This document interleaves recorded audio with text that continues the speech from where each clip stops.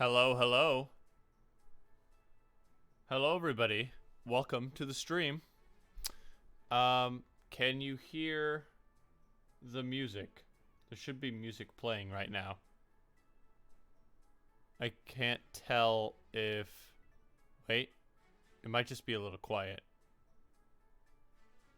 Hello, Ashley Nito. Welcome to the stream. Glad to see you today. If any of the levels need to change. I can't hear any music? Okay, it's probably too quiet.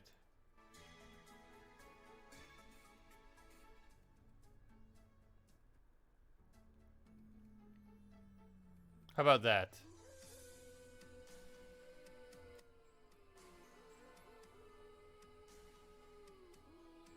Should be coming through.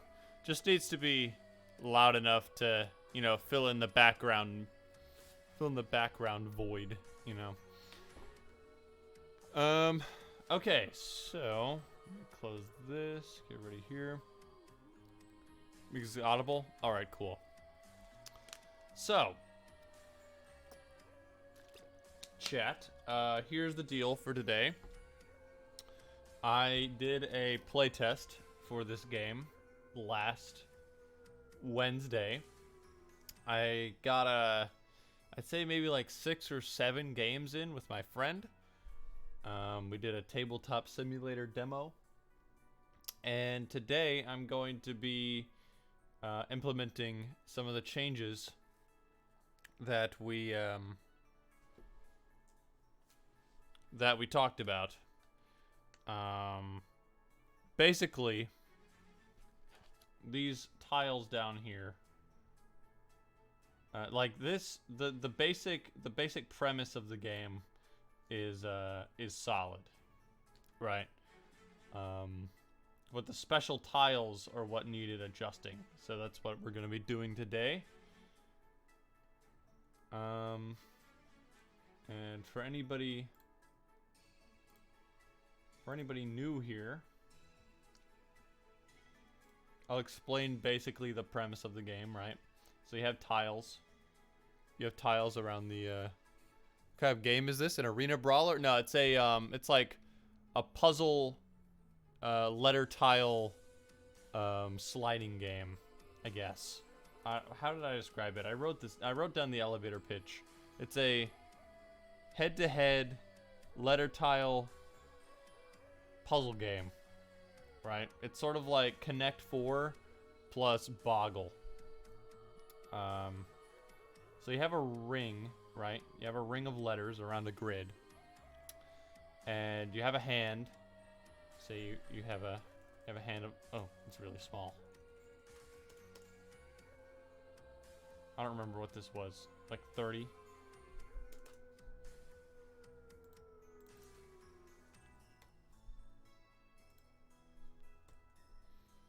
I think this is 50. Yeah, okay. So you have a hand of letters. Say, like, you know, you have some letters in your hand. This is just random. Right. And the goal is to slide letters into the grid. So let's say we got these letters here. What can I make?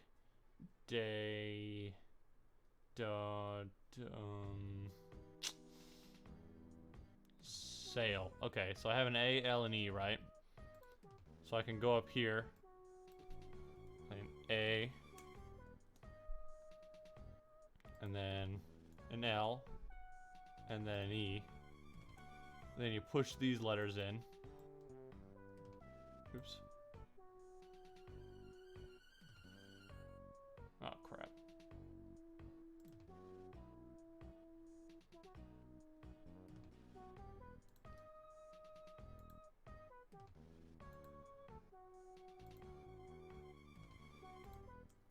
I've done this on the wrong layer.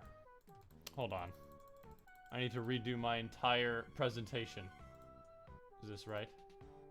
Which one is the letters on? There we go.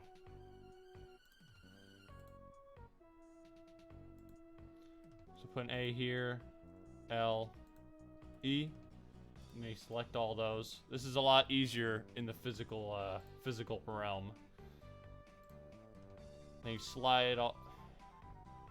Come on. Did I do the wrong layer again? I did. Crap.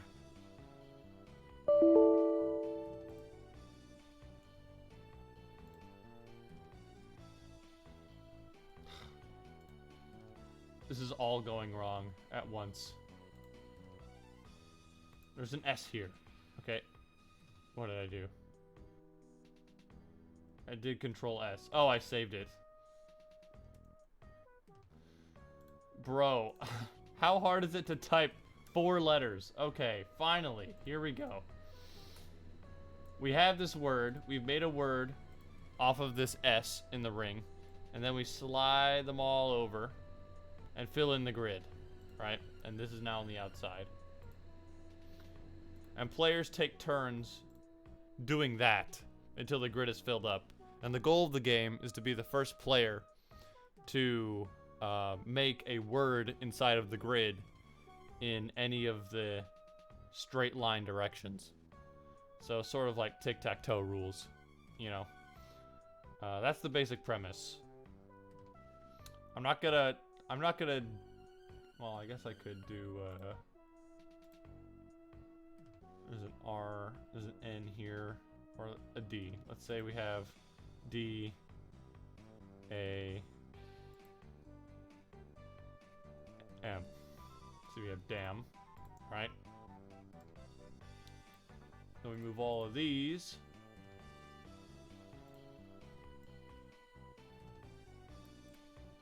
Actually, you move it like this, because they all slide into each other. You have to imagine that these are physical letter tiles. Right? So you take these, move it up like this. That's supposed to be here. Yeah, the spacings aren't perfect, as you can see. But the basic idea here is that these go up here. The S would be the one getting pushed out. Then you put that back into the bag or whatever, the letter bag.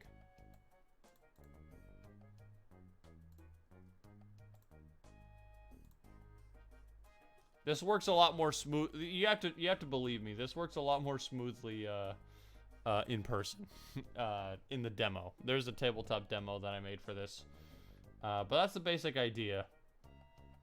You slide letters around until a word shows up on your turn, and that's how you win the game. So these were special tiles that could show up, and yet you can incorporate into your words. MS Paint wasn't made for board gaming. Yeah, true. Yeah, it's not the best vector, so to speak. I did. That's exactly what I did. I loaded up a Scrabble game, and I just used the tiles that were already in there for all the letters. But I had to import some special tiles myself, but those were pretty easy to mock up. And speaking of which, these essentially all acted as like blanks, right? You could make them any letter you wanted, and they also came with special effects while they were in the grid. But as we were playing, we sort of figured that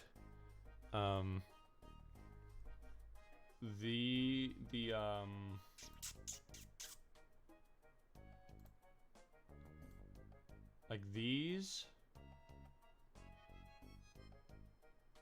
didn't really add too much to the game as much as they like slowed it down, because all of these affect the win condition. We liked the blank though, because you know, having a blank in a letter tile game is always a nice thing, and the lock because it doesn't affect the win condition, but it affects the movement of the grid, which is much more interesting for gameplay. So our idea was to, so first of all, there were 3 main problems with the special tiles as they were in the first version, in the first prototype. They required a lot of memorization because every special tile could be declared as any letter, and you had to keep track of that. And there were sometimes like 3 or 4 special tiles on the board at once. And that's just hard to keep track of. And I'd rather not have players have to keep track with like a pen and pencil or whatever. Second, they were too strong. They had too much of a sway over the game, and whenever they were on the board, the game sort of devolved into just getting them out as fast as possible, because they weren't helping you win, and they weren't, helping the other guy win either. So it was more of like a nuisance. And third, there were, I wrote down that there were too many of them. There's 125 tiles, 25 of which are the special tiles. And I think I just felt that there were too many because they were too strong. So I'll keep the amount as is for now. But we'll see. We'll have to do another playtest. I intend on doing another playtest on Wednesday at 7 o'clock. And also, you'll have to excuse me, Chad. I know that I sound a little different. I'm at the tail end of recovering from a sore throat today. Maybe still have it a little bit. I'm gonna do my best, but I can't really. Yeah, this is about as good as you're gonna get from me right now. I also ran out of Robitussin. I only have children's medicine in my cabinet, and it's children's medicine. I don't think it's really gonna, well, I mean, it says it's intended for children, but I mean, it should be safe for me to take, right? Maybe something you could do to rebalance them is to give each player one random special tile at the start, and they can play it when they don't like the tile they drew. Wait, give one random special tile at the start. They can play it when they don't like the tile that they drew. I'm trying to parse what you mean. Special tile. So they have one in their hand, and they have their hand separately. One person might randomly get a blue arrow. Another might get a red arrow. Another gets a lock. Okay. Start of the game. They play. Okay, that's not a bad idea. I think though, it ends up being that there's so many. Well, I guess that's what you mean, because like currently when you draw, you'll end up probably getting like 1 or 2 in your hand, just because a fifth of the tiles in the game are special tiles.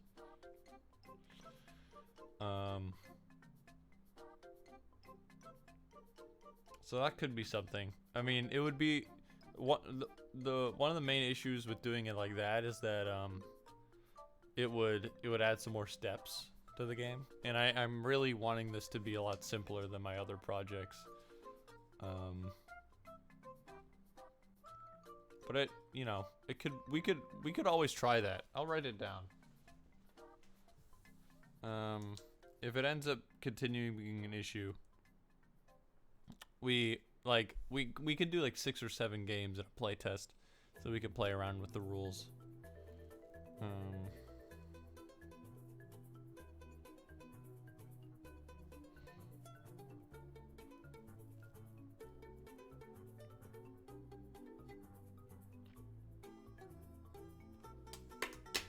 But I've been thinking about how I wanted to change these, because I think I just want to remove these and replace them with something else, rather than like I said, rather than affecting the win condition. I think it'd be more interesting to have special tiles that affect the movement of the board and placing letters, right? Because that's what the game is about, and I want it to be fast. So anything that stops you from winning, obviously, is going to make the game a lot slower. What I want is this game to take like 15 minutes per round, you know, if that. So here's the ideas that I came up with. I wrote these down in my notes. I was thinking about this during work today.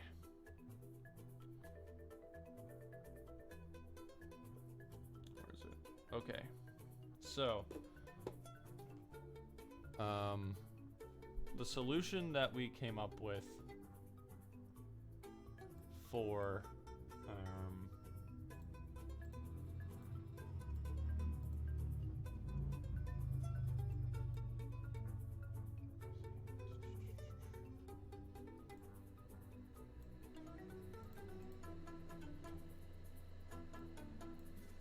the solution that we came up with for the randomness is that each special tile is given, or not randomness.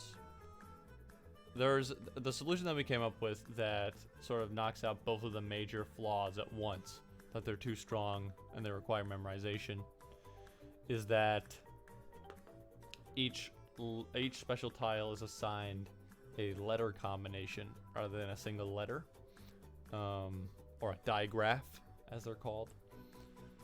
So, for instance, let me type these out.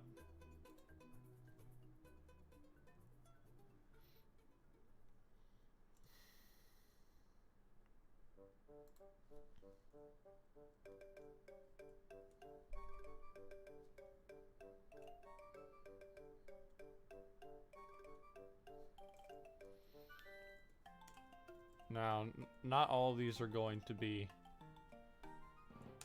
exactly digraphs, but just work with me here.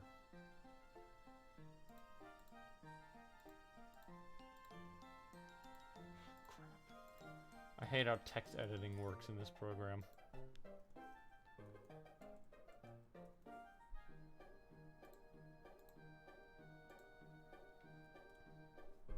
So, each special tile is going to be assigned one of these.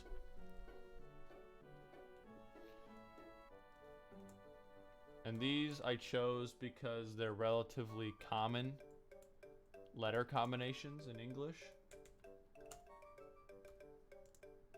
And you could feasibly fit them into a lot of 4 or 3 letter words, either at the beginning or the end. CH, SH, and then ING, which is not actually a digraph, you know, technically.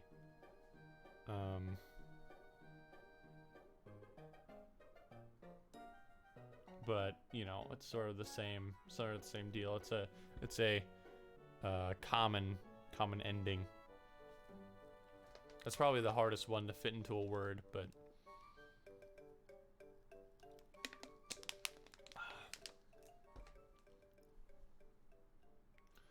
actually, you know what? I'm gonna be right back. I'm actually gonna grab myself like a cough drop or something, so I don't like wear myself out by talking this much. So I'm gonna take a very quick BRB, so I can get a cough drop. All right, I'll be back.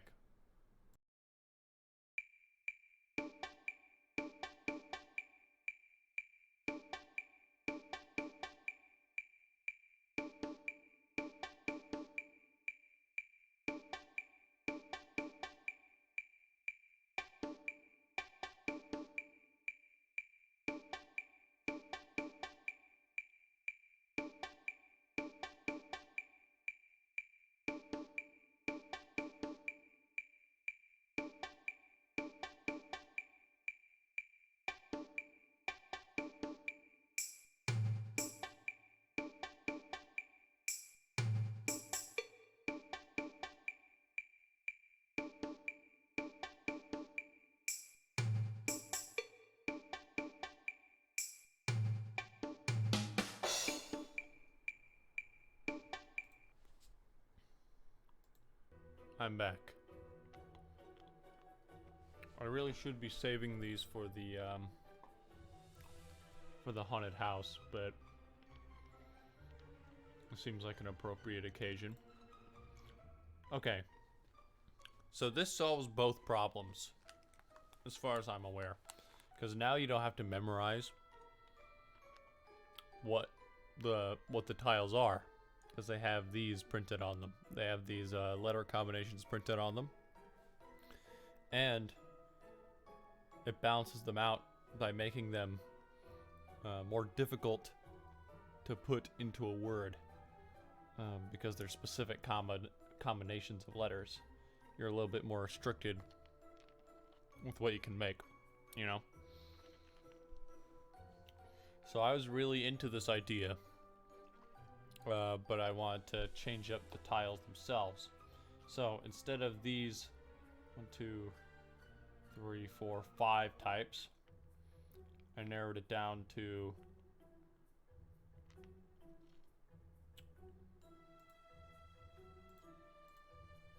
to 4.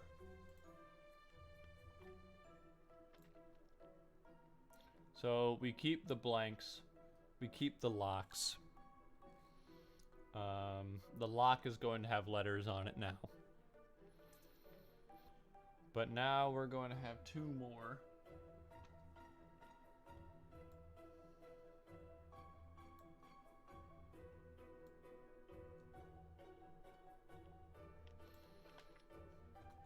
And this isn't an art stream, so this is gonna look a little rough, but you know, you get my drift.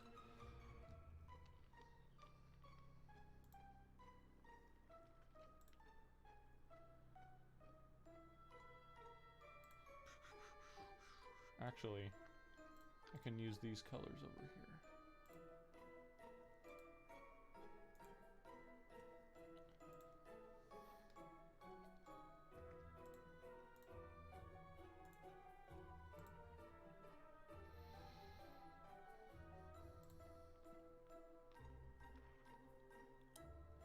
Okay.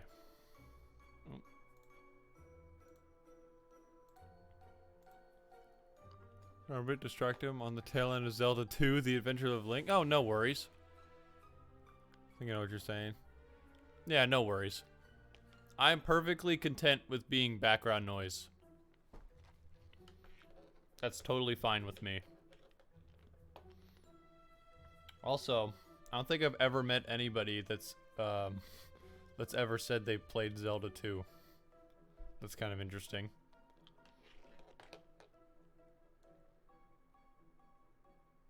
I don't think that game has many fans in general.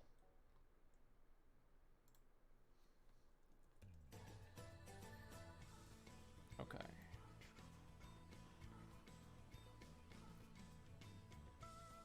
I just beat it. Nice. Congrats. Was that your first playthrough?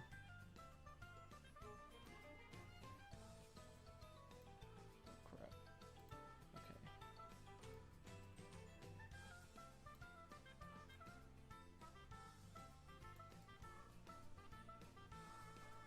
I will explain what these do after I draw them.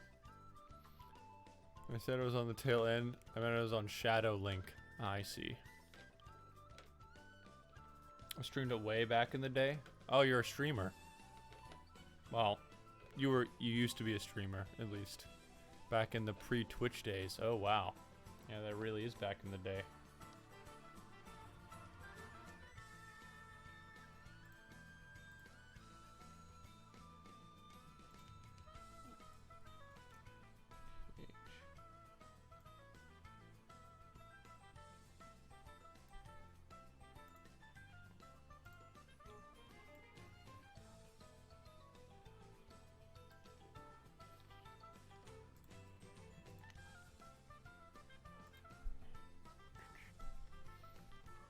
Wait.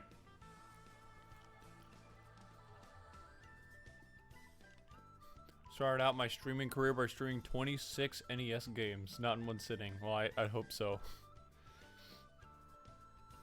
I mean, they aren't very long, but I know that they're difficult. I don't. How have I played an NES game before? Actually, now that I think about it.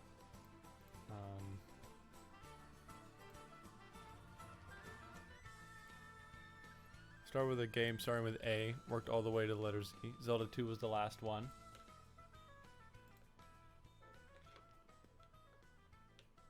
Now, I know there's more than 20... Oh, right, okay, I was like, why 26? But yeah, that's one for every letter. A couple of those took me a couple of weeks each. Yeah, I mean, they're renowned for their difficulty.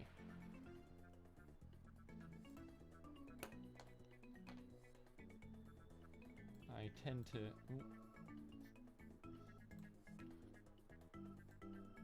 I think the only NES game I've ever played... I probably played Super Mario Brothers at some point. I mean, everybody has to have played that at some point. Right?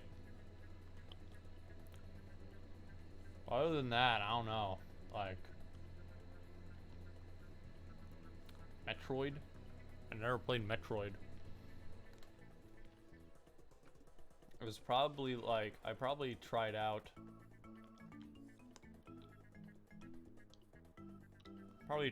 A couple. Like, you know, if you ever played Super Smash Bros. Brawl, they had that feature where you could play like little short demos of the characters' games, like their origin games. Probably played a couple there. Other than that, no. Say about Super Mario Bros. Not even the top 3 Mario games on the NES. Wait, how many are there? There's Super Mario Brothers. There's there's Mario 2. There's Mario 3. There's Lost Levels. I'm not missing any, am I? Dr. Mario? Wait, was that on the NES?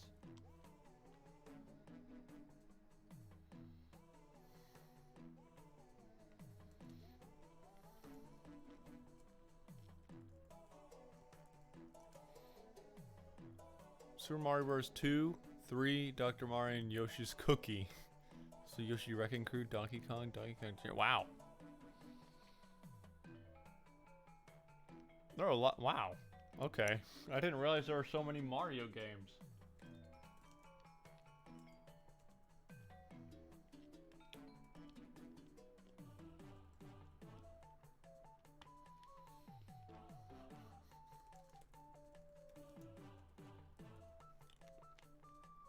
You know, it's weird. In my mind, the NES wasn't around long enough for all those games to come out. Because, like, in my mind, I think, like, oh, the NES has, you know, it was around for a while, then the Super Nintendo came out.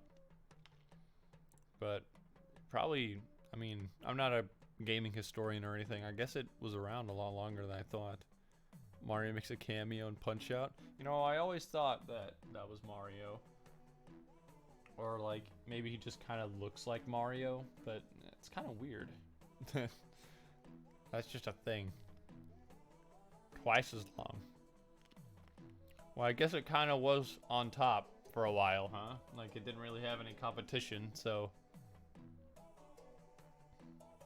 Coexisted for 2 to 3 years? That's insane.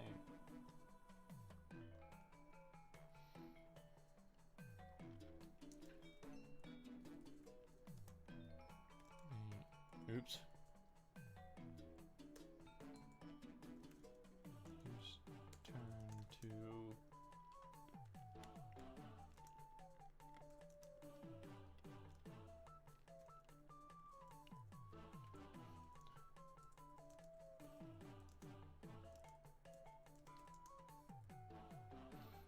So the best games came out after the SNES was already out. I know that, what, Kirby, right?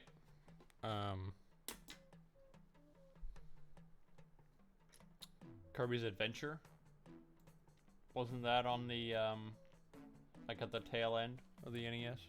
It's effectively multiple generations. So they upgrade the hardware. They're able to do more than the earlier ones. The hardware and the cartridge. I did not know that.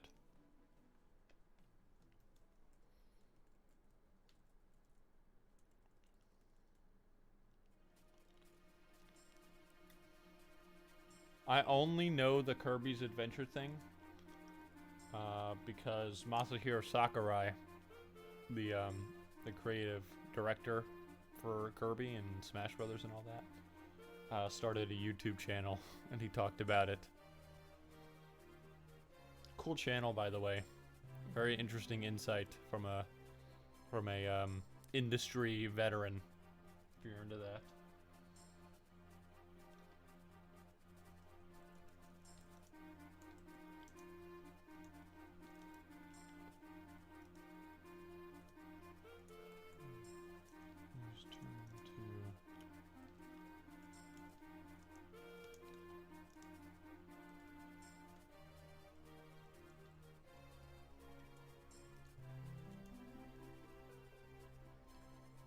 I think of one thing that was ported to both the NES got for Lemmings. Lemmings was on NES. That's like totally a that's a PC game in my head, you know.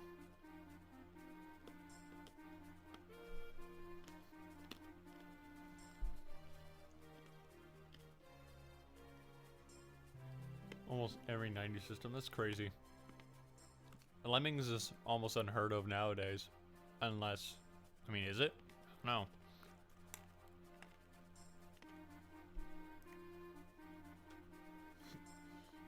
Is the Lemmings fandom dying? Atari Jaguar and Virtual Boy? Probably for the best. You know, I used to have 2 Ataris. And like 3 cardboard boxes filled with Atari cartridges, but our TV was too modern, so we ended up just getting rid of all of it because we couldn't play it on my TV. I wish I kept those, though. It's hard to get your hands on that kind of stuff these days, I think, or not. I don't know. Again, I'm not all that plugged into that kind of stuff. The Atari Lynx got Lemmings? That's crazy.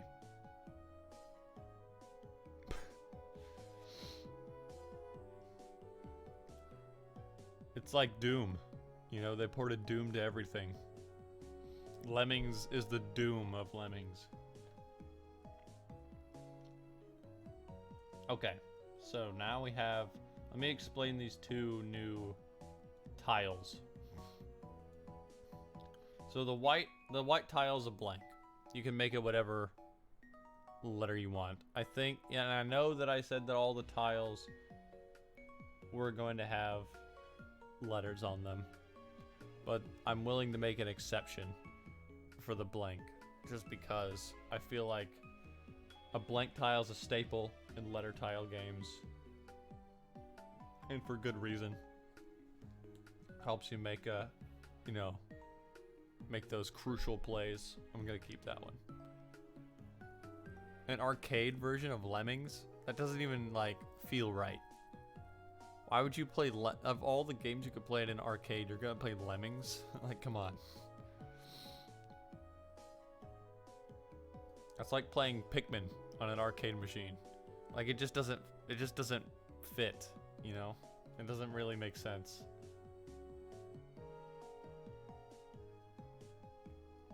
Like, yeah, I think I'm gonna go to the arcade today and play Dwarf Fortress. Like, come on now. Okay, so we're keeping the blank, the lock. So the lock, it locks a row or column from being moved or from being slidden along the direction that the chain on the tile itself is oriented. So there'd be like a vertical version and a horizontal version. Right. So here's the slider. Well, the slider is on the board. A player can use their turn. Any player, by the way, not just the player that played it. Any player can use their turn to slide it, and therefore, you know, any tiles that it would take with it. Or to slide its row or column in the indicated direction until it's off of the board. Right? So this is a way that you have an additional option to move things if you feel like you don't have a play from your hand. And it's also the only way to clear out the board. Because if you're moving tiles without playing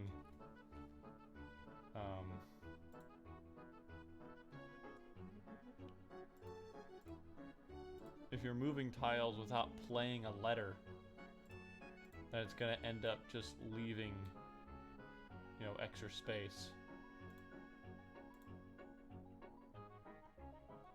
So imagine, if you will, this D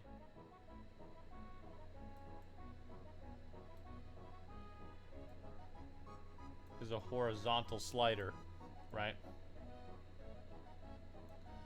And I'm looking at my hand and I'm like, oh, I don't have a word that I want to play. I'll use my turn instead to be like, okay, there's a slider here, this D right here. I'm gonna choose to slide the row it's on because it's a horizontal slider. And slide it to the right until the D leaves the board.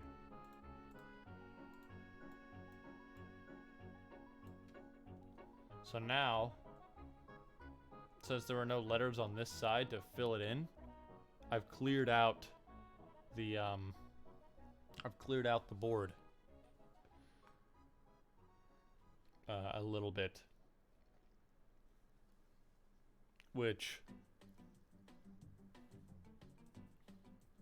I suppose does affect the win condition somewhat, because you can't win unless the board is filled up. But I think this is in a much more interesting and dynamic way than just disallowing you from winning in a certain direction. So that's how that works. And you know, it would be moving a row if it was the vertical one. The substitute. Right, so the substitute tile, while it's on the board, is another thing that you can do on your turn.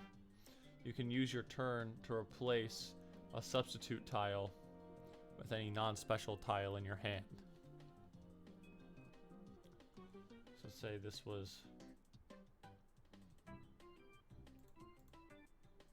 N right here was a red special tile. Just make it into something else. Boom.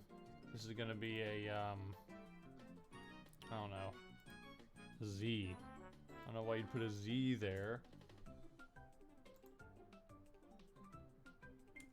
But you can. Look at that. Boosh.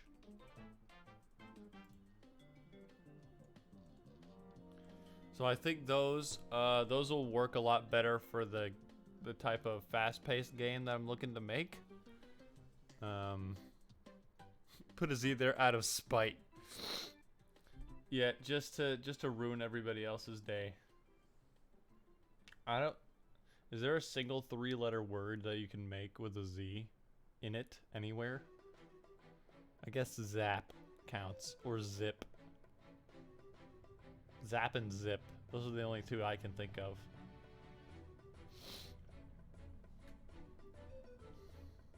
Ads. Actually, you know, if you had a P here, you could win. If there's a P right here, you could make zap and win like that.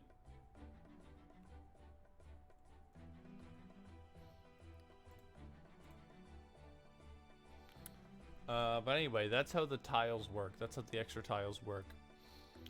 So, Now what I want to do is figure out how these are going to be distributed.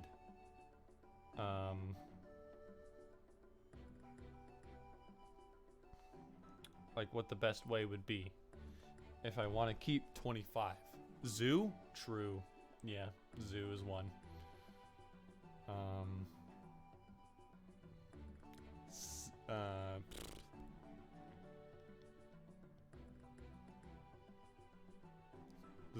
Zam? No, that's not a real word. Zad. Dad. Zam. I think those are the only three. Zip, zap, and zoo.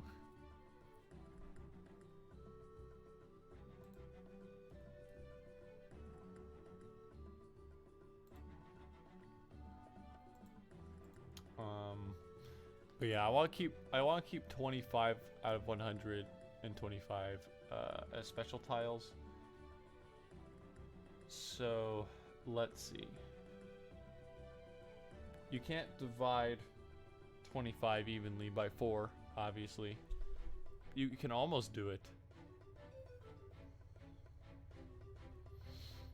Yeah, I mean,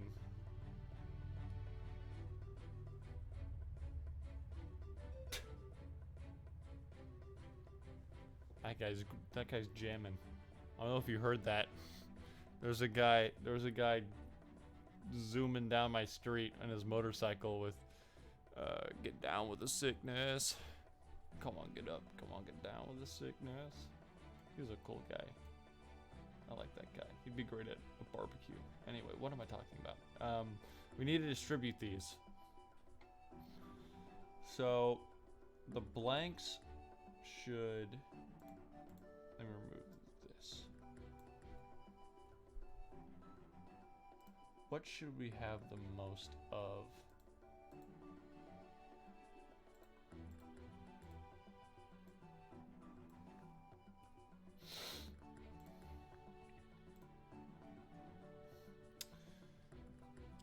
I think the blanks should be the least of them. Right?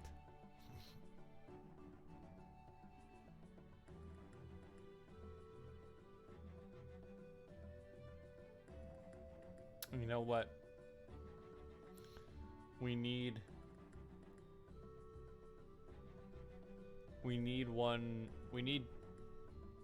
to separate it between 1, 2, 3, 4, 5, 6 actually.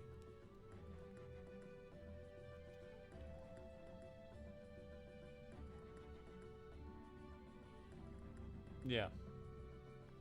Because there's a horizontal and vertical version of the blue and a horizontal and vertical version of the lock.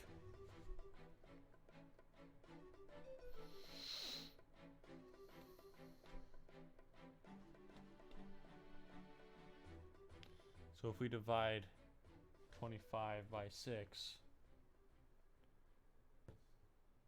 then we get like almost 4, right? 4.1.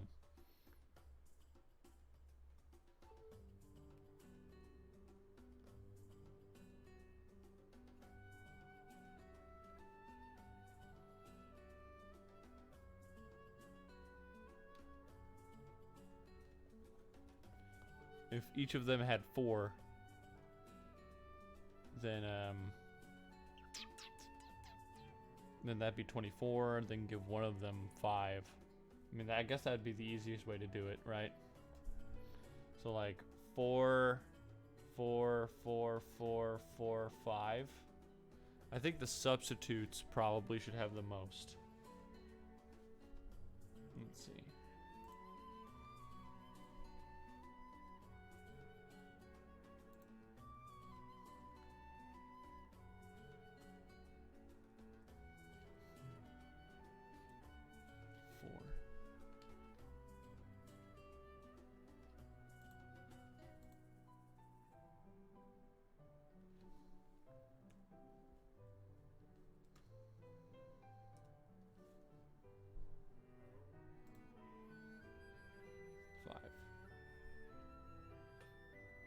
Because the blanks are pretty strong. I guess the substitute a substitute is kind of like a blank, except in a lot more steps. Because first you have to play the thing with whatever letter combo is on it. And then you can only replace it with a letter that's already in your hand. Right? So I think this is a good spread. And now we have to make the things. And you know what? If there's only max 5 of each, maybe we should limit.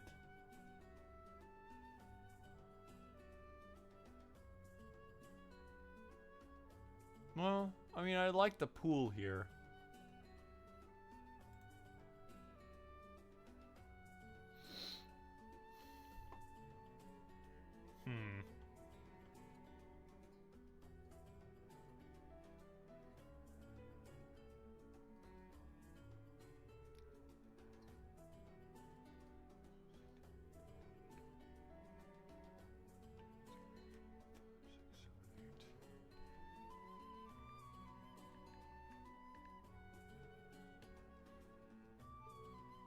So there's 8 tiles that we can put letters on. And we divide that, or we divide 20, wait. There's 21 tiles that we can put letters on, divided by the 8 available. That only gives us, about 2 of each. Maybe we should narrow it down a little bit.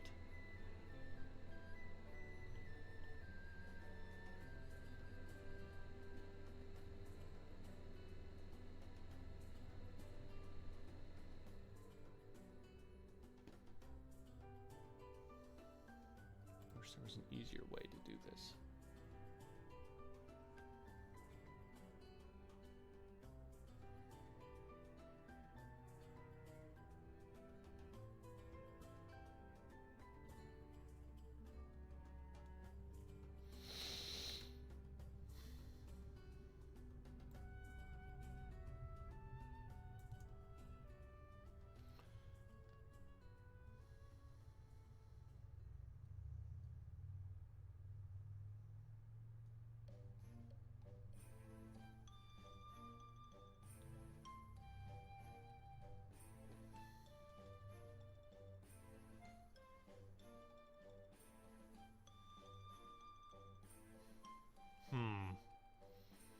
Because I'm thinking, what if only some of them appeared on, you know, specific tiles, right?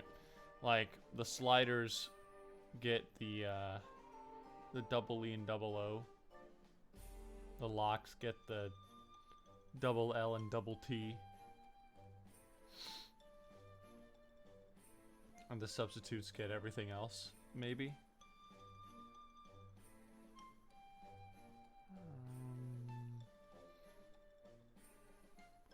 2, 3, 4, 5, 6, 7, 8. There's 4 groups. If we divide them into groups of 2, 1, 2, 3, 4, 5. But then the substitute would be left out.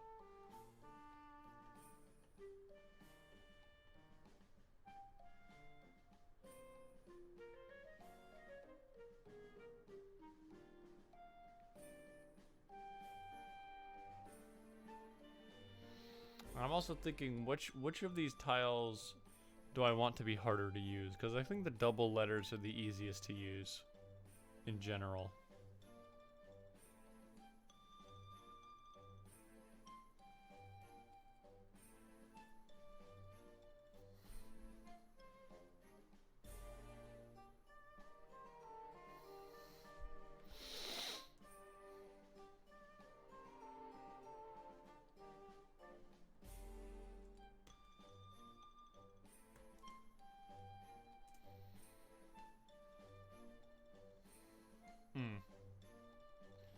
I've just realized there isn't a upwards arrow bracket thingy.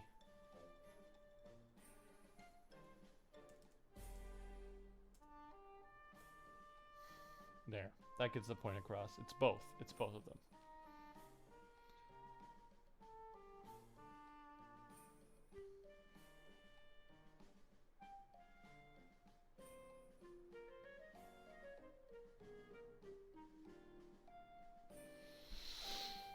Hmm.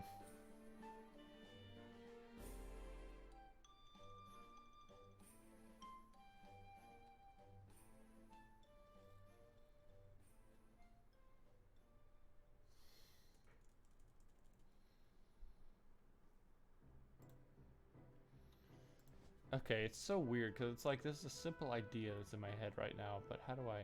Okay, so here's what I'm thinking. We have 3 different classes of special tile that we need to give to letters to, right? So what if we divide this into groups of 3? Right. So 1, 2, 3, 4. ING is the hardest one, so we should give that to the most powerful of the tiles, which I think would be probably the lock. I think that feels right to me.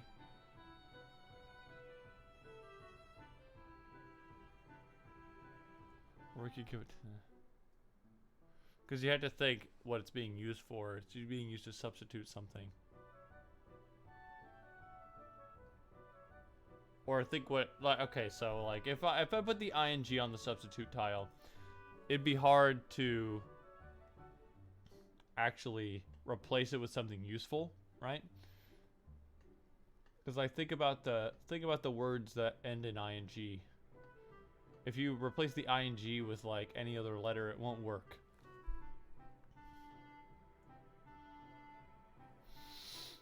Right? So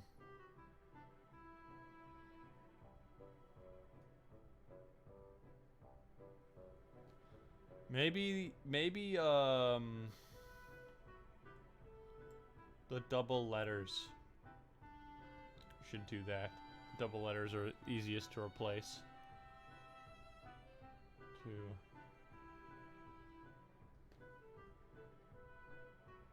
The ing should be in a group.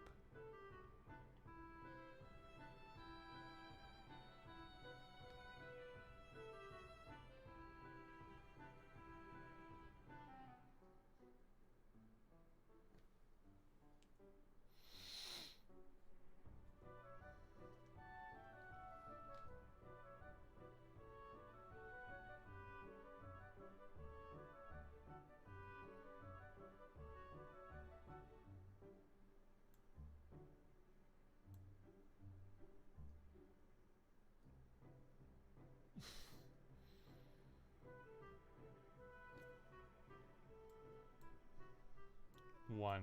This is group 1.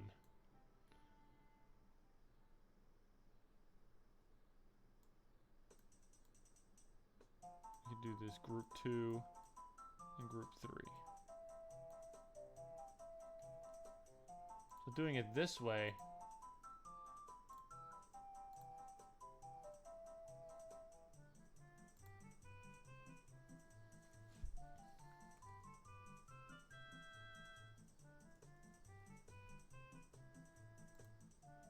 these guys would get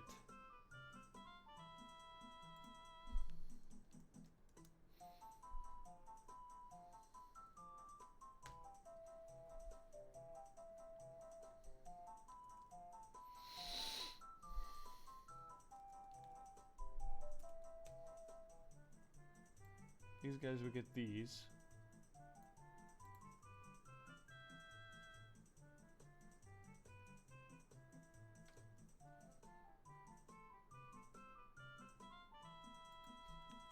L, GT, ING. These guys would get these.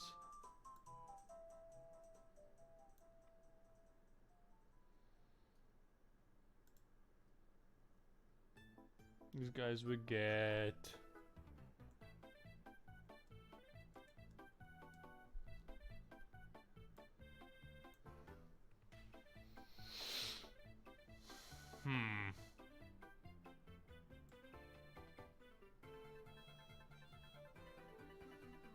My desire for things to be even is taking over. I can't. Okay, listen. Here's the new idea.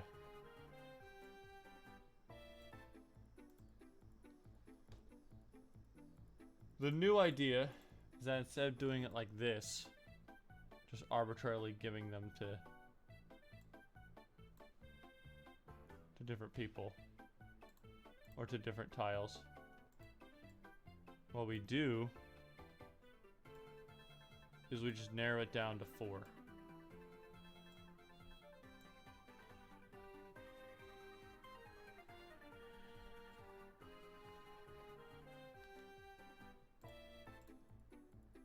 I think double E and double O are good.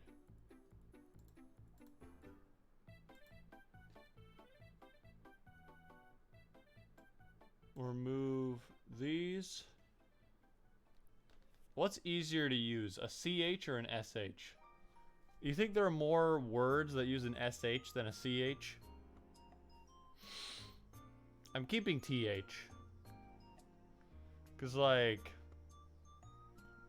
in this context, it counts as one tile. So, like, how many 4-letter words can you make with CH versus SH?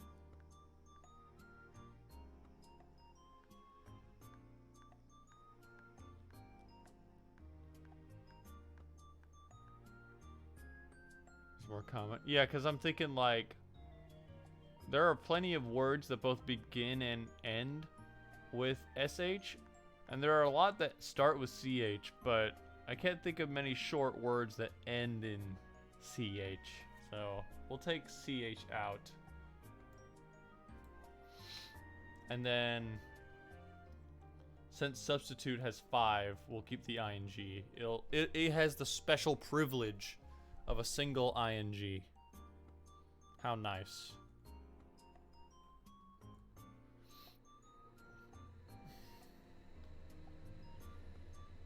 Okay. So with all of that settled, I think we can finally get along and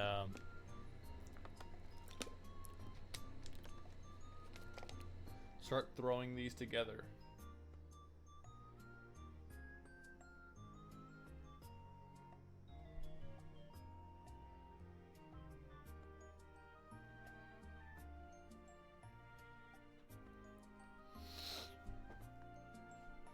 So this is the template that I've gotten for this. These are going to be very simple. We're not gonna go full hog, like whole hog. I was gonna say full hog. I'm not gonna go whole hog on the visuals when nothing is set in stone right now.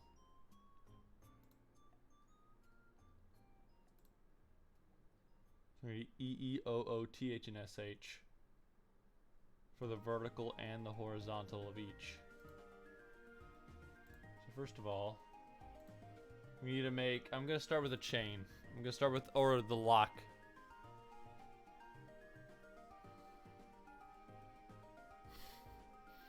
We'll go for some whole hog barbecue right now. Imagine eating an entire hog in one sitting. That's insane. Imagine the power you must possess.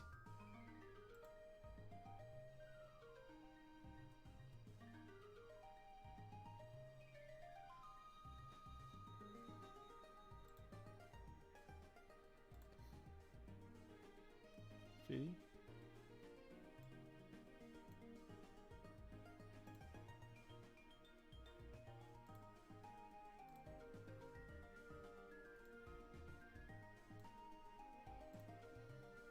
Okay, that's supposed to be a chain link. It needs to be thicker than that. When you toss an entire hog on the grill instead of just slabs of meat.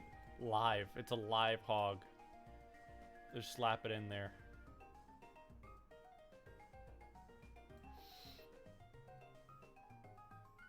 Unless it's a real thing. In which case, that's insane. I mean, obviously, if it's a real thing, they're probably not putting it in there alive, but you know.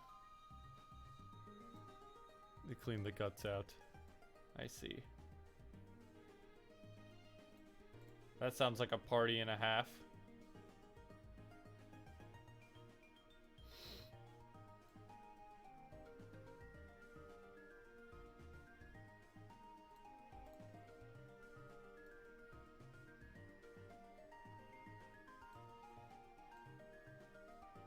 You know, I guess I never thought about where the phrase whole hog came from.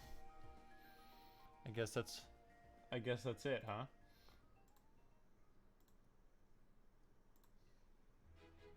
Big barbecue restaurants will cook up 2 or 3 whole hogs a day? Jeez. My gosh. What's the best part of the hog? I mean, surely not every part of the hog is made equal to the other.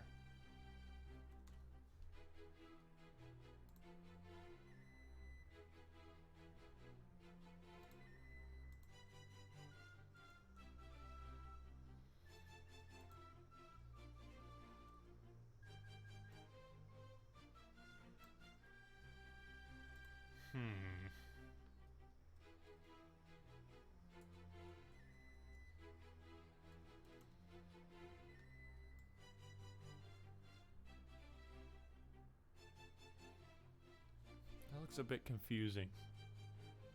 Like the black chain with the black letter. Whole hog is that since there aren't any cuts, a lot less of the juiciness can leak out. That's especially important. So it's often whole hog barbecues cooked over a period of 10 to 20 hours. You know what? That's true. I didn't think of that. Because none of the blood has been allowed to... Well, I guess... Well, yeah. If you gutted the hog, then, you know, you've had to have cut it. At least, like, made one large incision. But I get it. Yeah.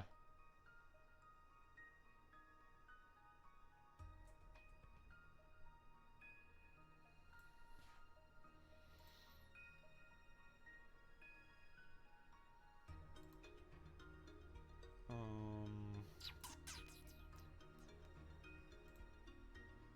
see.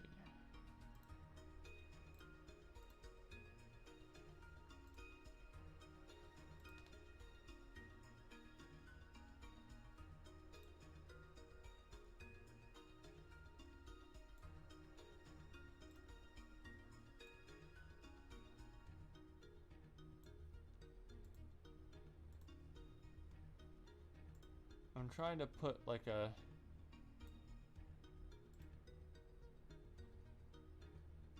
Oh, you know what the problem is?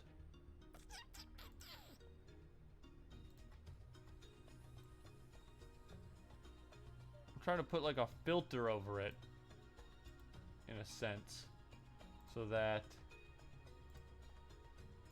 like you can still see the chain.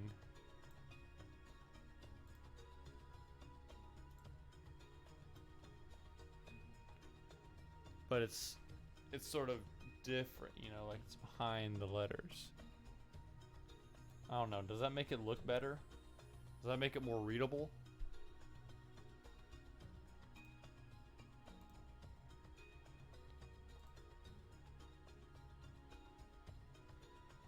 I think so.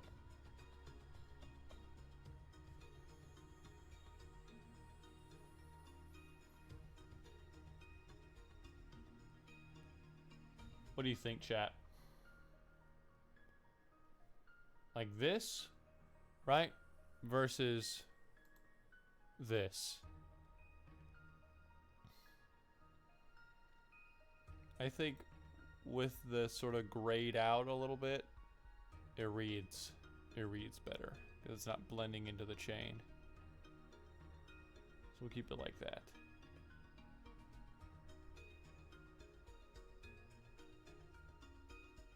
Gray chains are better. Yeah, it sort of gives the impression that it's in the background.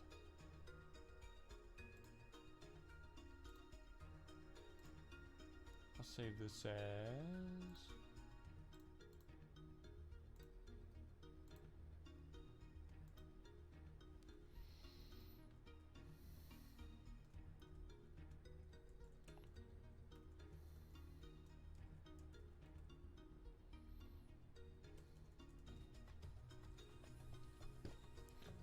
It costs more to make, but it looks better.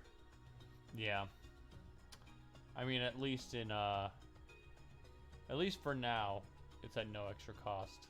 Well, except maybe my computer fan. For some reason, it's It's like really, really going hard right now.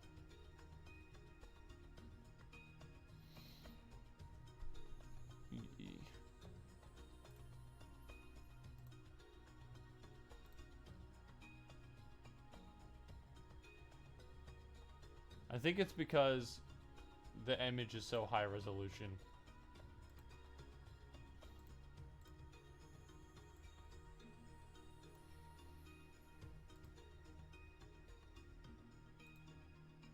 Yeah, it's 5400 by 5400 pixels, which I didn't mean to do at first, but we're already this far, you know.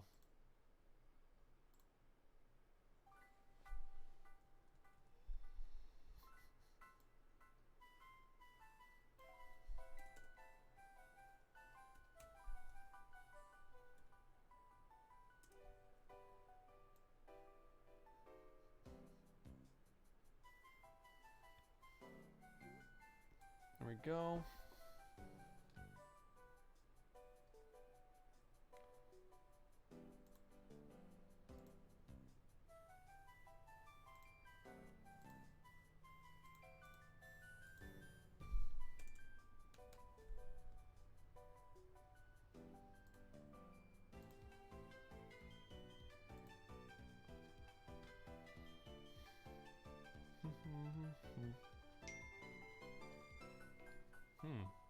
I seem to have gotten a text message.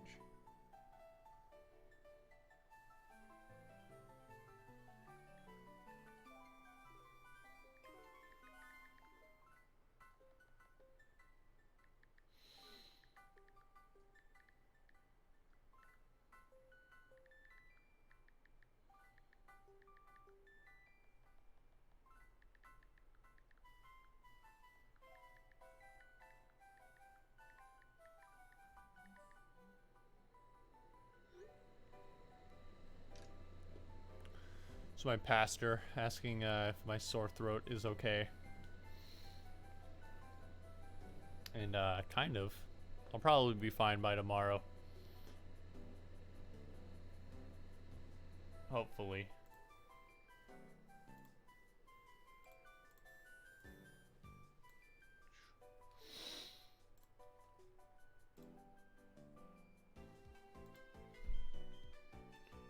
It's a TH, right?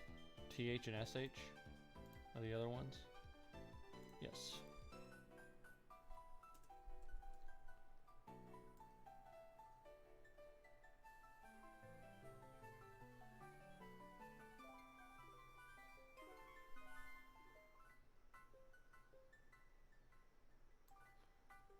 So this is the rather dull part of the stream where I have to systematically make all of these tiles.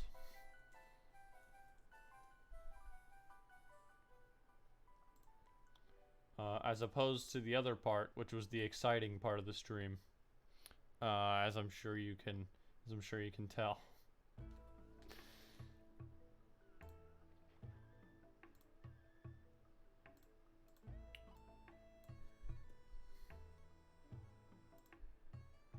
Although I guess I do have some talking points that I could go over while we're doing this.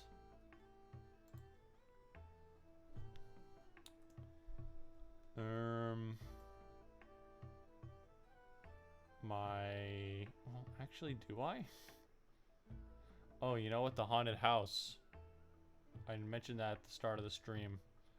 I'm a part of a haunted house troupe. And it starts actually, well, the orientation is tomorrow. I don't know what the orientation is. I did it last year, and I don't remember going to an orientation.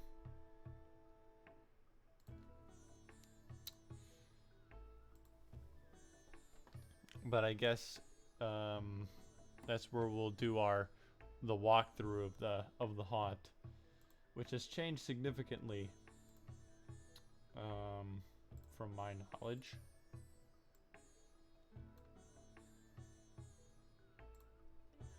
It was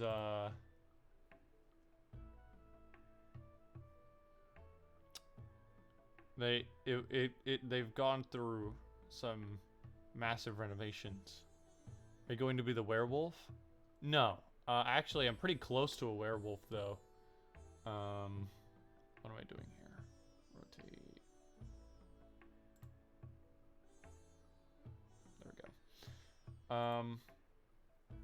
go. So last year I was in a number of different roles. But the one that I did last and the one that they put me in most often near the end was where bear, boar, skunk. No. I'm what they're calling a chinu.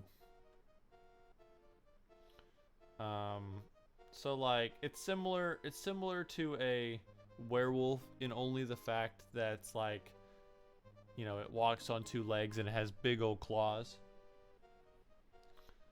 But a chinu is more close to like an abominable snowman.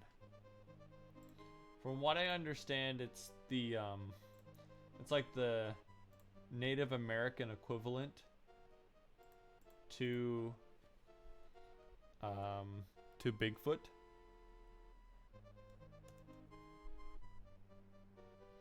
Did I label all those H? Gosh dang it. A Wendigo? No. Actually, one of my castmates in the same room as me is a Wendigo. But yeah, the Chinu is a different thing altogether. Sasquatch. Yeah, kind of like a Sasquatch. He's got like white fur, horns, claws. Actually, you know what? The closest thing to it is a Yeti. That's the word I was looking for. It's the Native American equivalent of a Yeti. And that's what they've assigned me as for each of the nights that I've signed up for now.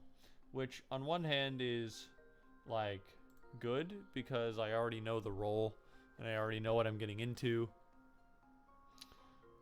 So I'm prepared. You know, I won't be blindsided by how difficult it's going to be. On the other hand, though, I was looking forward to trying some new roles this time around, especially since they have a bunch of new rooms. But I'm happy with whatever they put me as. The fact that I even get to, you know, act with them at all is a pretty great opportunity. It's one of the biggest haunts, one of the biggest haunted houses in the state.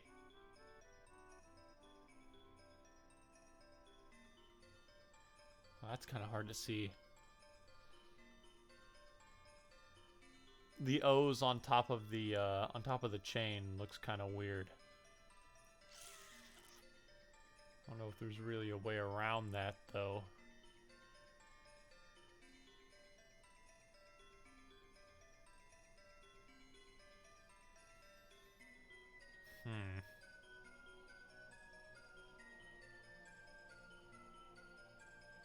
I mean, you could. It's hard to see. It just looks like a gray square from a distance. Maybe it'd be better if there were two sets of chains. One above and one below.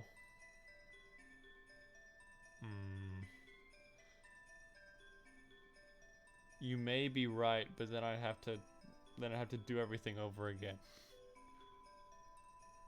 Yeah, because I haven't been saving them as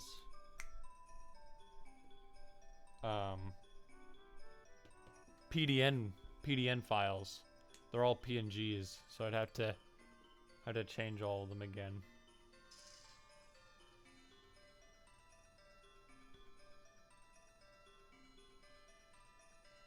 And it's easier, and like for every other letter, it's easier to read what direction the chain is going if there's only one of them, right? Um,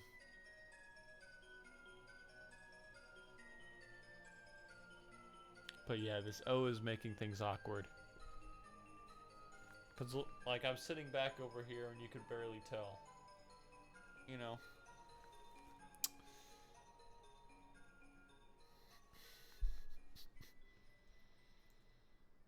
I guess I can move it up.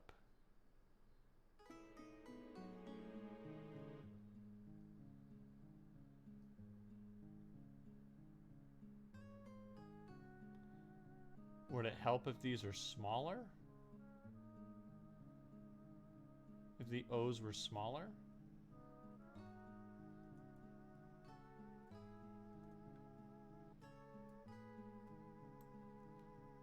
Let me try downscaling them.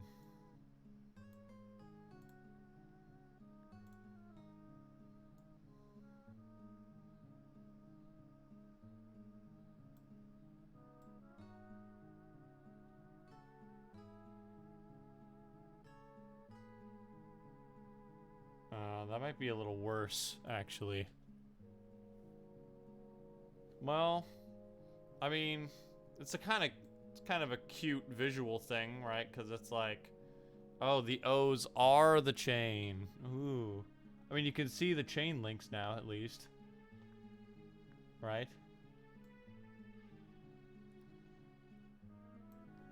But then the size of the letters is inconsistent with the rest of them.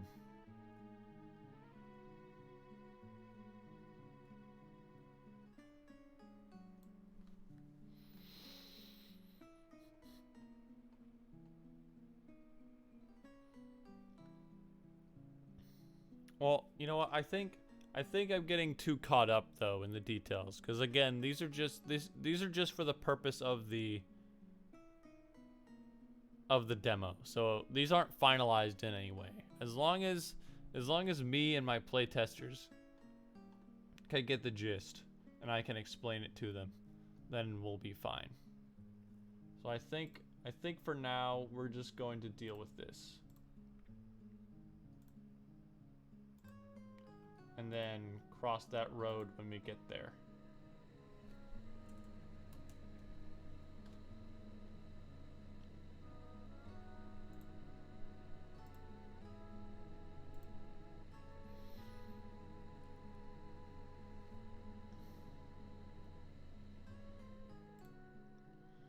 But anyway, what was I talking about? Chinu. Right. I'm the Chinu. At the haunted house. So I'm looking forward to that. I hope this sore throat will clear up before then. It will be almost impossible to do my job if I have a sore throat. I mean, working in a haunted house gives you a sore throat to begin with, even if you come in completely healthy, you know. This would actually, like, if I tried to, like, make all my monster noises and stuff in this condition that I'm in right now, I might actually, like, do permanent damage to my throat or something, you know.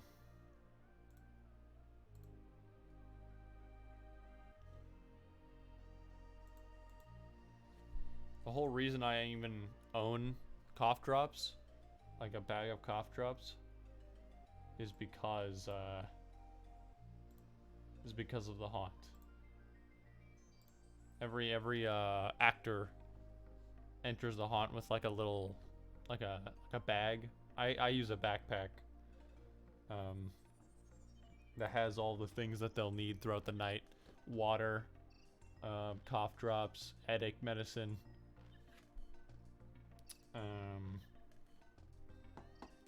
trail mix, so that you can like keep your energy up throughout the night.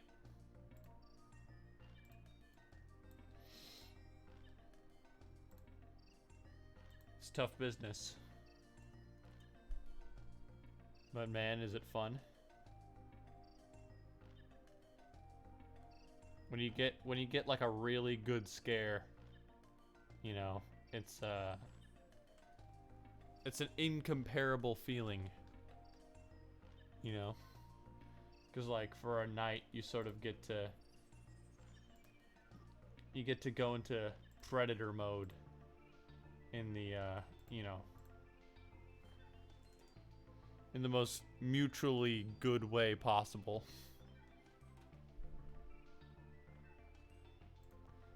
It's sort of like, you know, it's like a power fantasy kind of thing.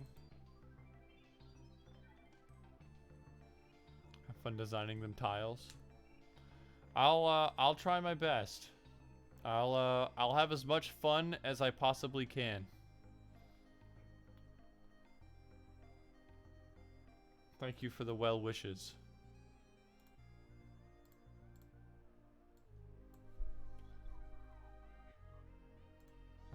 Actually, that's all. Wait. What did I just do? I just did the SH. Right, so that's all the chains. So now we can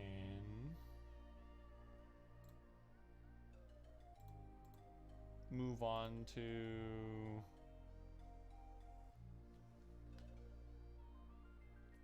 the blue ones, the sliders.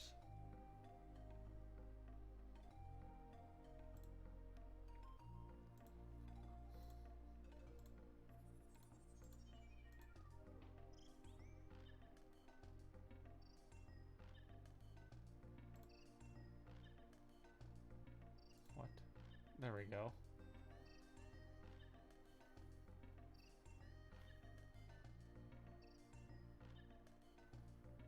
Oh, I missed that. I missed that first one.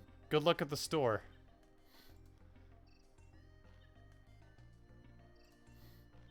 Oh, I think she's left. Well, I hope she gets her things.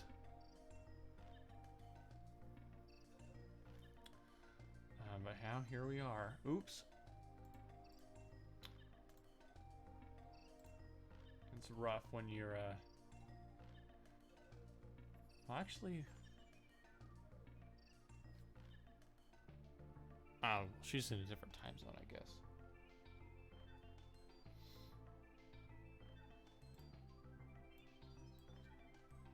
But yeah, haunting is super hard, but very very fun.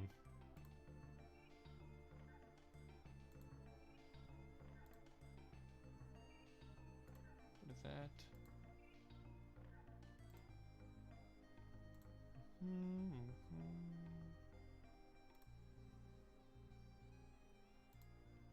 Oh, let's make some triangles.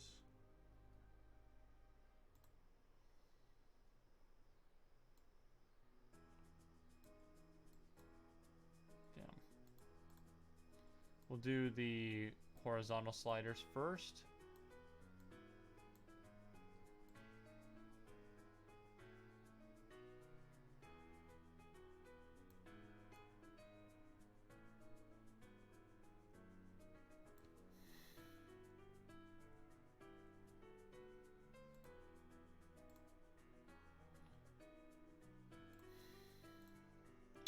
What else is new?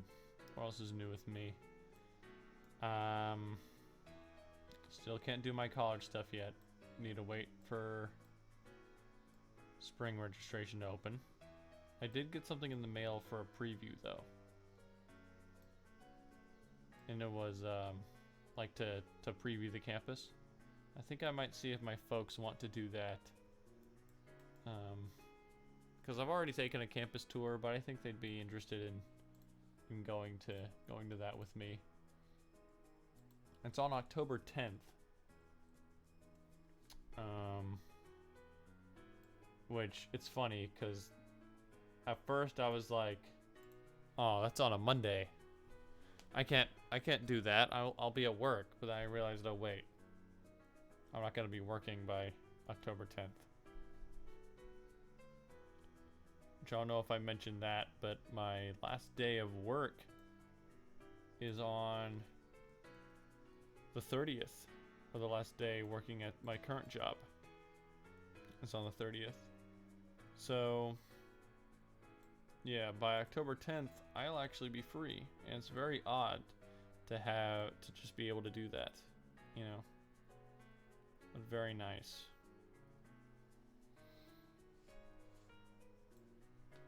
I'm looking forward to having an open week after October. Like, completely open. I mean, October is mostly open because, like, I only have to work at the haunt during the weekends.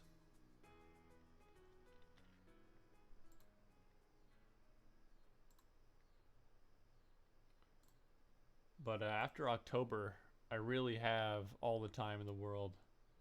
Or I have 2 months free, really, because I mean, I feel like I'm pretty well off. Yes, H slider E. I'm pretty well off, you know. I can go a couple months without having a job, which I'm very thankful that I'm in such a position, you know, that I have the privilege to be able to do that. So I feel like starting a job only to leave 2 months later, I don't know, seems like more trouble than it's worth. Especially since I could use that extra time to, you know, finish the application process and maybe do more streaming for you guys. But I'm not sure on that yet. Cuz like I do have a lot more time. I will have a lot more time, but I don't know if I want to stream every day of the week. I don't know if I'm quite ready for that. On the other hand, though, once I start college, I probably won't have much time for streaming at all. So maybe I should give it one last hurrah before I depart. You know what I mean? I'll try. I'll give it my best. I'm gonna try streaming still once I get to college, but probably it's either going to be different content or less. You know what I mean? There was a young lady who was in my chat one time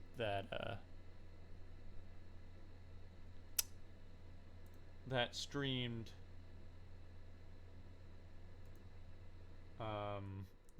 her college homework. So I guess that's also an option, you know.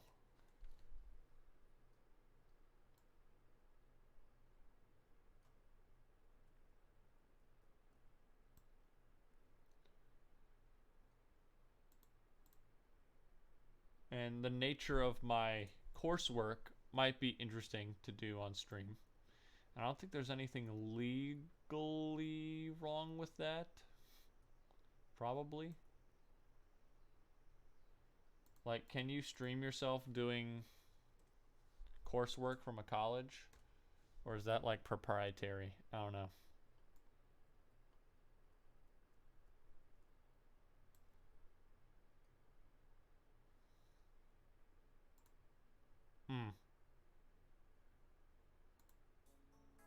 My music ended. I forgot. It's only an hour and 25 minutes long.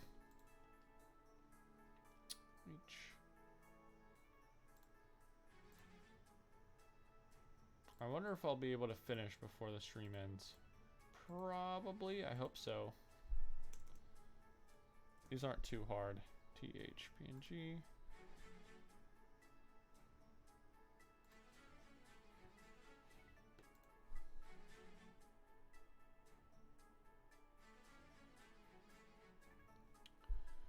If anything, I can just finish it off stream if I don't have enough time. That won't be a big deal. I have a lot of time off on Tuesday I've cleared up my schedule for tomorrow. Well, because I have to do the, have to go to the orientation tomorrow. Usually I work in the afternoon, but I managed to get that shifted around. Another perk of the job that I have. And you know what? I mean, like, I'm ready to go. I'm ready to move on from my job, but I do have to admit that it is a very good position. Because I mean, I'm contracted. You know, I don't get paid hourly, and that's already a plus. It's a city job, which looks good on a resume. You know, I'd imagine. Let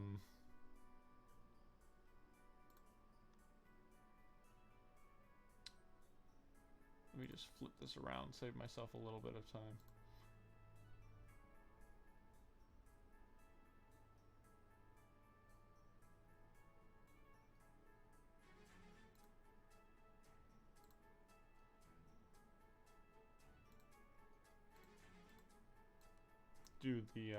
Do the vertical one. Just do a little movie magic here. Yeah, okay, there we go.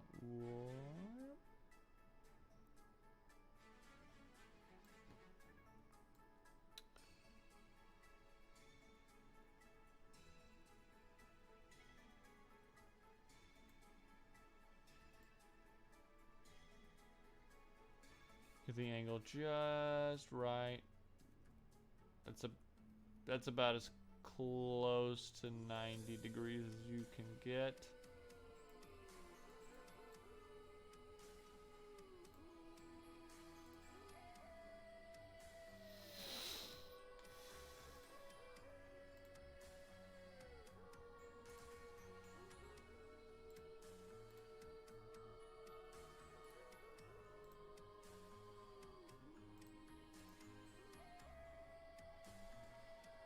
What was I talking about? Oh, right, my job. Right. I mean, it's a city job, pays well, it's on contract. I don't really have to talk to people all that much. Like, I can keep to myself. I just go in, do my job, and leave. You know, I don't gotta, like, sit around doing nothing for hours. Like my old job. And my schedule's super flexible. So I will miss working here. But yeah, I'm ready to go.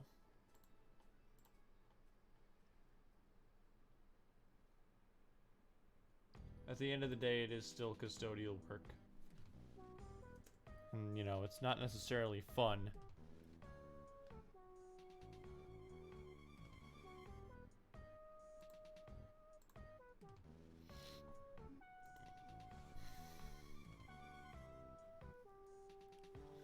Yeah, my old job, I did custodian stuff for an elementary school. That was horrible. I would never want to do that again. Hopefully I don't ever have to do that again.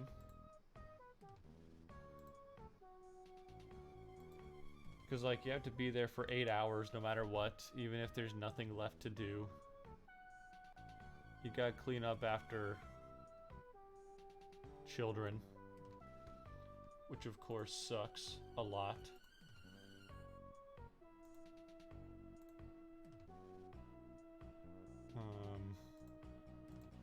I swear. No, you know what? No, I worked at a junior high. I worked at a junior high, which is even worse. That's the worst possible, like, group of children you could do is junior high students. Because, like, at that point, they're not only are they messy, but they're also just, like, vindictive. Like, no joke. The students there actively worked to make my job harder, like, knowingly. And they enjoyed it too. Thought it was funny.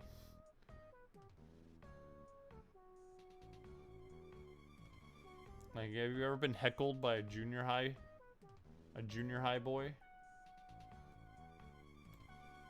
It's a strange dichotomy, because on one hand it's like, yeah, you're a dumb, irresponsible child, or you're a dumb, immature child, and really I know that what you're saying is just like, you know, you're just blowing smoke. On the other hand, there is something deep down that's like, damn, I'm getting heckled by a junior high kid, and I can't really do anything about it because I work here, and it's not like I can be like, yeah, well, screw you, kid. You know, that's an easy way to lose your job. But I've seen some disgusting things. Some real bad stuff.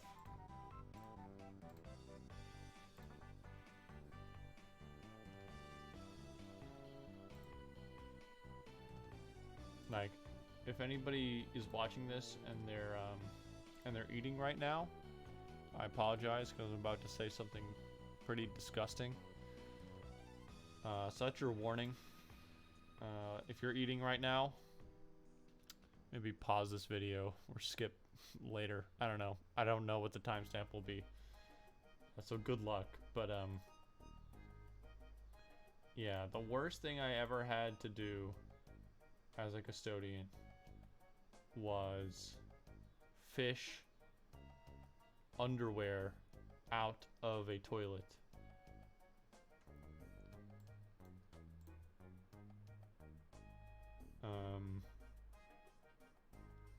And it wasn't just underwear, it was soiled underwear, thoroughly soiled underwear. Inside the toilet. It looked like they tried to flush it down there. The only way I could get it out was with one of those claw grasper things. It was horrible, because like I dropped it a couple of times. Yeah, I don't like remembering that.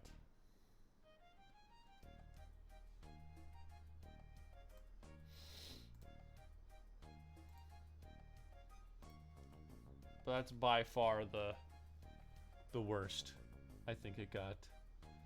Well, also, I guess there were just so little people that wanted to work there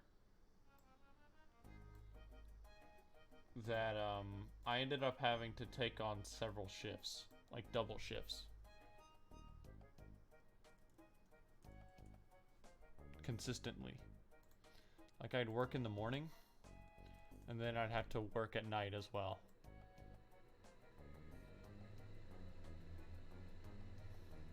I'd be working like 14-hour days or something stupid. It was horrible. But you know what? That was my... I was too helpful for my own good, right? Because everybody knew, my boss knew, that I was a reliable worker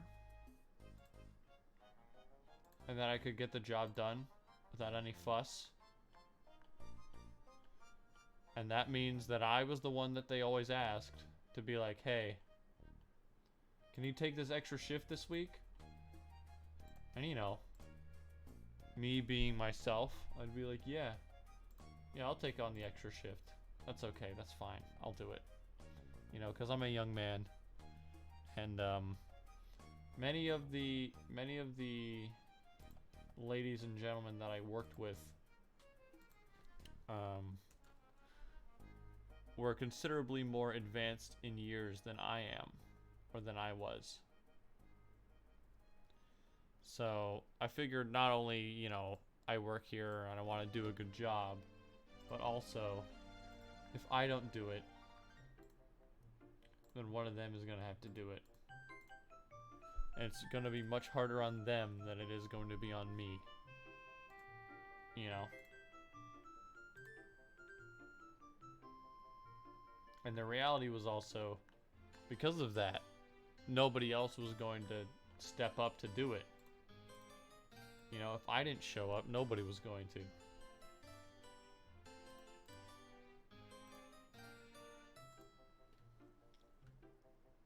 And if nobody else did it, then one of my supervisors are gonna have to do it, because my supervisor, she normally wasn't supposed to be doing the work herself. She's a supervisor, right? She manages like inventory and all that jazz.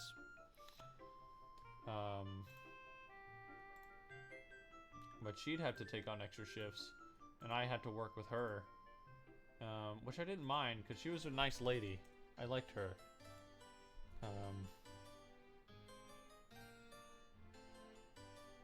But man, it was difficult stuff. I kind of miss them a little bit. I kind of miss my supervisor, my boss. They were fine people, but you know, I had to move on. I had to find something else because it was difficult. And also, I think I was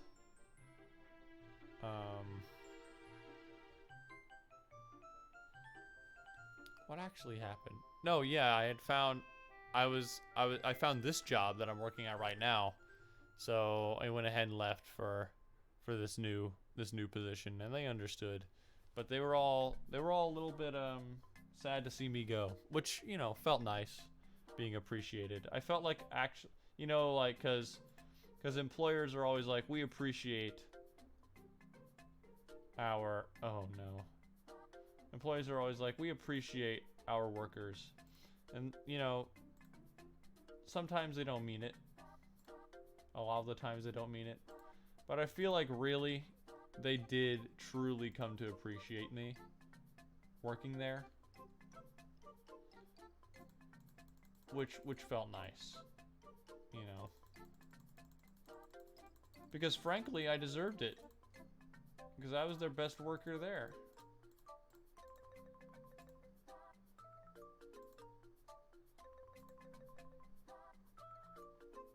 Not to sound, you know, not to sound arrogant, but I really think I was one of their most valuable workers. But that ultimately was my downfall, I guess. I forgot to do the ing.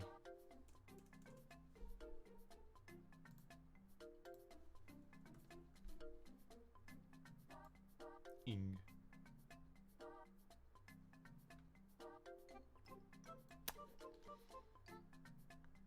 Here we go.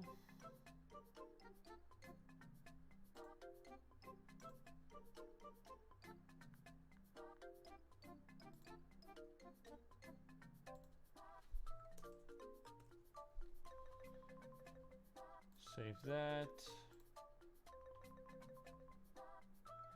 Okay. So that's the major work done. I guess all that would be left to do is put these in tabletop.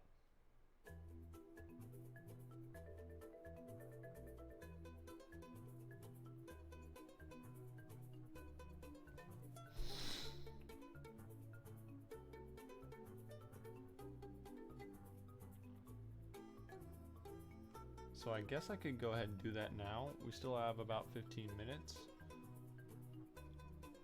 I'll switch over to Tabletop Simulator.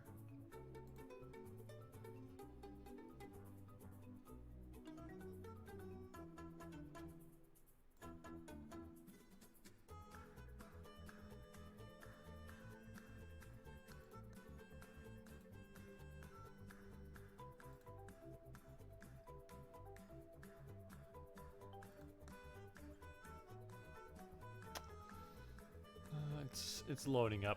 It'll be ready shortly. Oh man. Maybe I should have made this stream microphone off. Now that I think about it.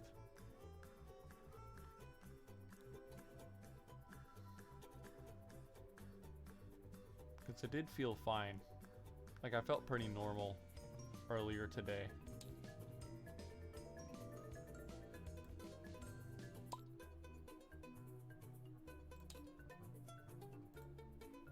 Okay.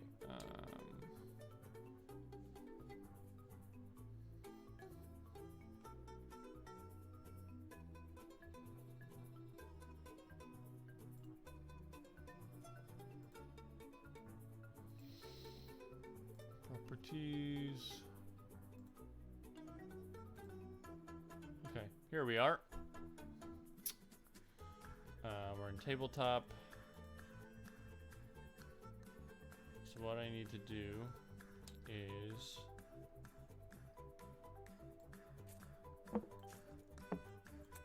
I need to take all of these out.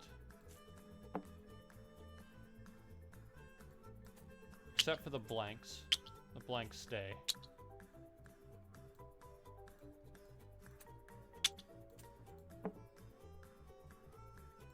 Should be 4 of them.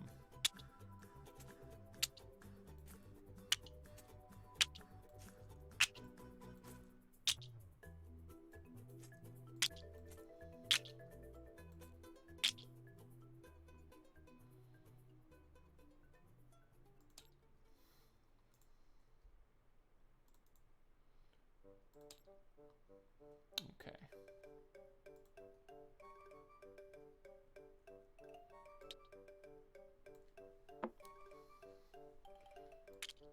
This is gonna take longer than I thought, actually.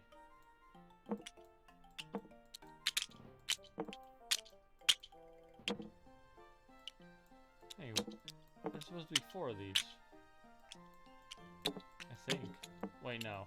There were 3 originally. Right, okay.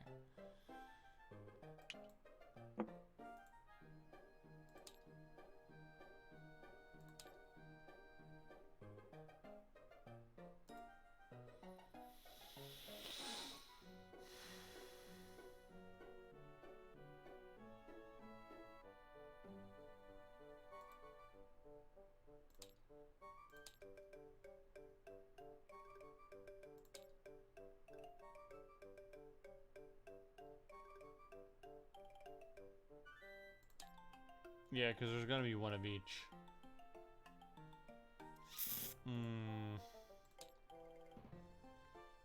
This might take a little while.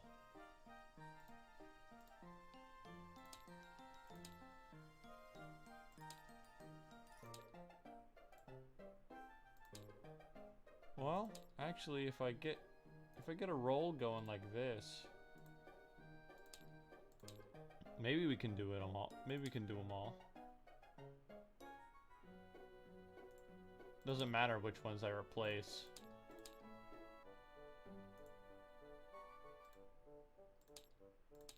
Upload, import, cancel. Oh, I canceled it. I'm stupid. I'm a stupid.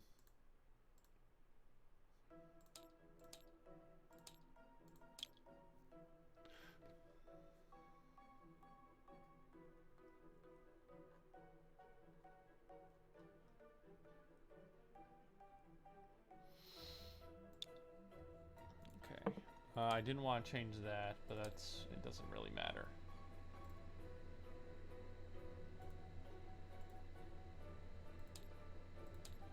Load.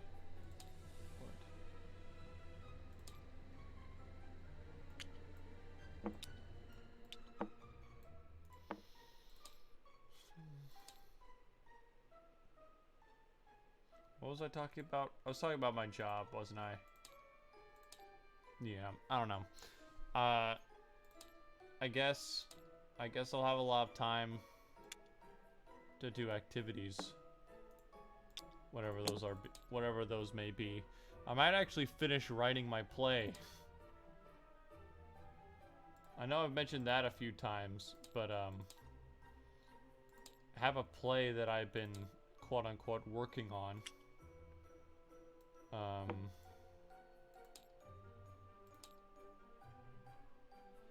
There's only 2 scenes written though, and I haven't even opened the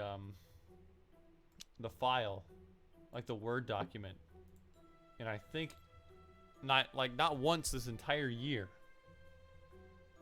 One of my resolutions, I remember making a New Year's resolution, was that I would finish a play.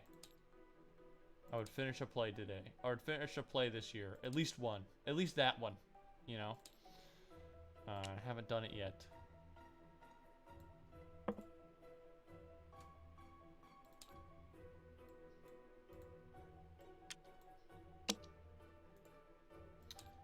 And I see it on my to-do list every time I open my to-do list, and I see that it isn't done.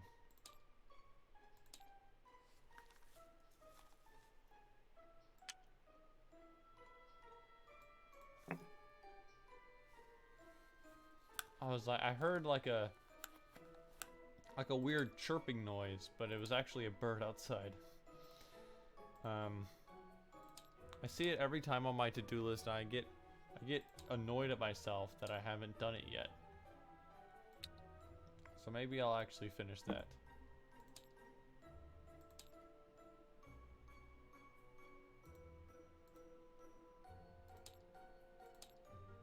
I especially want to finish it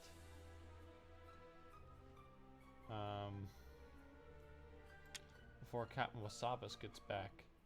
Because don't tell him I said this, but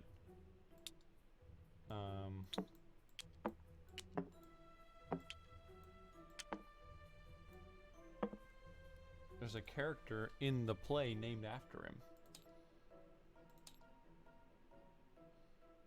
I think it'd be a really cool surprise to show it to him.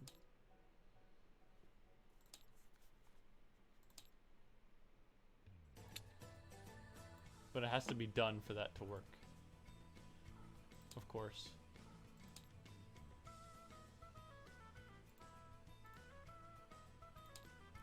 Upload. Port. Cancel. Alright, we're zooming. We're zooming. I know it doesn't matter, but it feels more appropriate to replace it with this.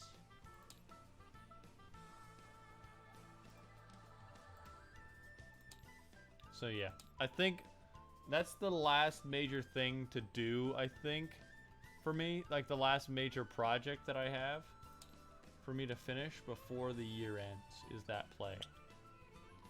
I don't even know if,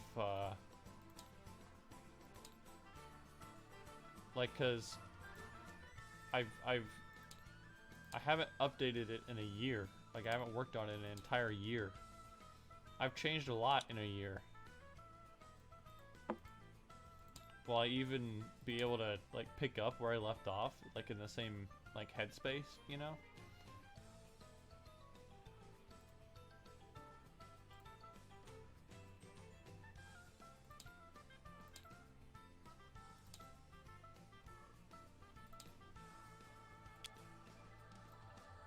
Uh-oh.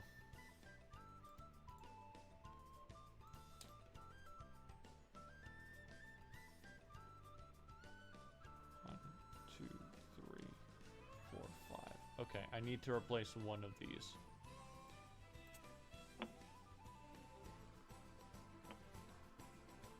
I was like, uh-oh, we don't have enough.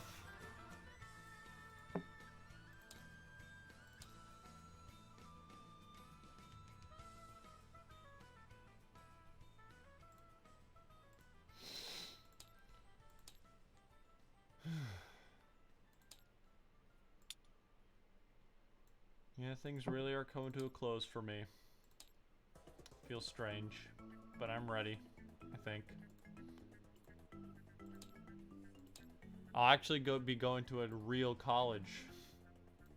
Okay, that's not very fair to my previous college. I went to a junior college. It was rather small. But I'm not knocking junior colleges, right? Go to a junior college for your basics. You get the same stuff for a quarter of the cost. You know, it's only intelligent. Don't let anybody tell you that going to a junior college makes you like a lesser scholar or something.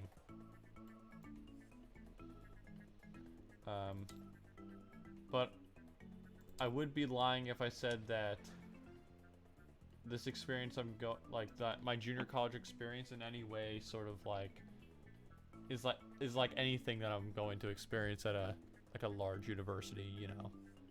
So I'm looking forward to it. I'm a little nervous. I hope I get a good roommate. You know, all that kind of stuff.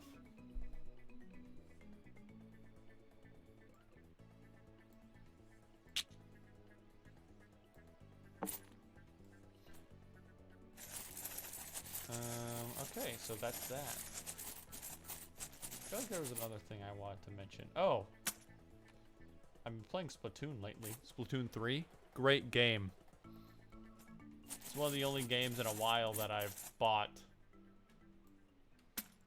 right when it came out. And I haven't regretted it yet. The single player is very good. Everything in it has been very good so far. I can't wait for the first Splatfest. That's gonna be awesome.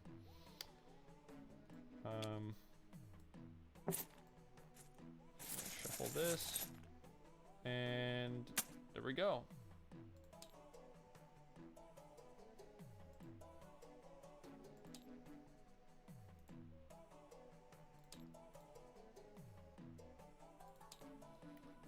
Overwrite this.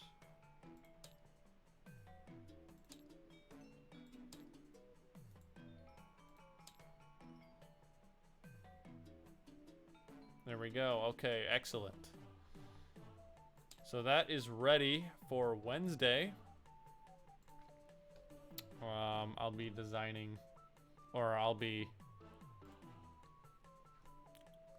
playtesting this new version of the prototype then. But until then, that's the end of the stream. Thank you everybody for being here, for watching, for putting up with my my less than enthusiastic voice today. Can't really help it, but yeah. I know it's harder to listen to, so I appreciate anybody that that stuck around. Anyone watching live or later, thank you for supporting the stream in any way that you can. I will once again be here on Wednesday from 7 o'clock to 9 o'clock. It's slightly different hours than I usually do, but that's yeah, that's, I should have updated the schedule to match that for this week, because I had to shift the work I would be doing tomorrow to Wednesday, so I'll be getting here later in the afternoon.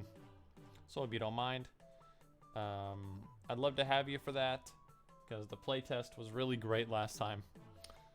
If you're not into that though, I will be playing Coldcept and continuing my Coldcept playthrough on Thursday.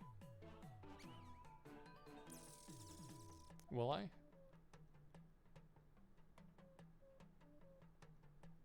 Actually, I may have canceled that. Hold on, let me check. I tweeted this.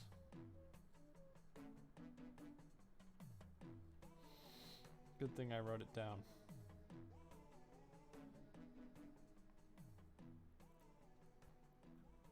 Okay, so Thursday will be from 2 to 5 as normal, and I'll be playing Coldcept 2 if you're from Japan. And Friday there will be no stream. So that's what's coming up. I hope to see you. If not, that's cool too. Have a nice life. Until then, have a good night. Have a good Tuesday, and goodbye.